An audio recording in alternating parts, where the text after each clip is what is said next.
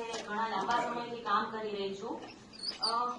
મારે લાંબી કોઈ વાત તમને નથી કહેવી, બસ મારે ખાલી આજના એક દિવસે મોનાલી મેડમ માટે એક વાત કહેવી છે. આભાર તો એમનો માનતી જ નથી, કારણ કે લગભગ હું માનવા બેસીશ ને તો મારે ડોળા આવી જશે, એમને ડોળા આવી જશે તો અડધે નહીં પહોંચીએ.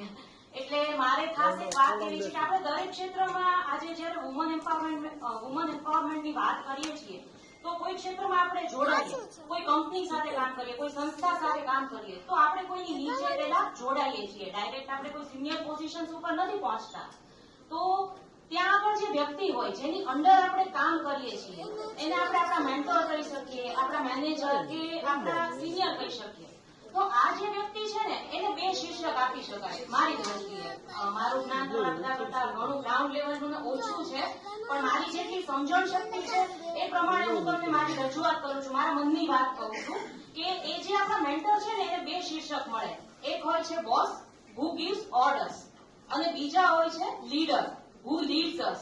So Monali madam, thank you so much for being a leader rather to be a boss for me.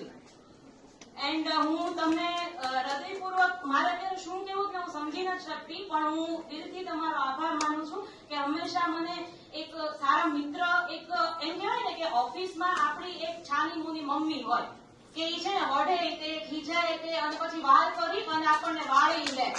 એટલે ક્યારેક અમારે ક્યારેક એવું થાય કે અમારા બે ત્રણ ફોન ન પડે એટલે મને થોડીક બ્રેકઅપ જેવી ફિલિંગ આવે કે ભાઈ આજે સવારથી સાંજ થઈ ગઈ, મને એકેય ફોન નથી, કેમ આમ થયું હશે, એમ થોડું ઘણું મને આવી ઇન્સિક્યોરિટીઝ થાય. એટલે હું પછી રીઝાવ, એટલે સાંજે મને શાંતિથી 10 મિનિટનો વિડીયો કોલ કરે કે જે કેવું હોય ફટાફટ 10 મિનિટમાં બોલો, કામની વાત નહીં, શાંતિથી જીવ ખોલીને મારી સાથે વાત કરો.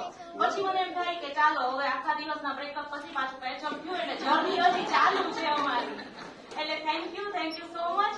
અને આ બધાનો ખૂબ ખૂબ આભાર કે આપ લોકોએ અમને અહીંયા માણ્યા. અને madam thank you so much મને આટલું સરસ મંચ આપવા માટે. દિલથી થેન્ક યુ. જતા જતા હું ખાલી અનેક લોકોને વિનંતી કરીશ, કારણ કે એમને સાંભળવા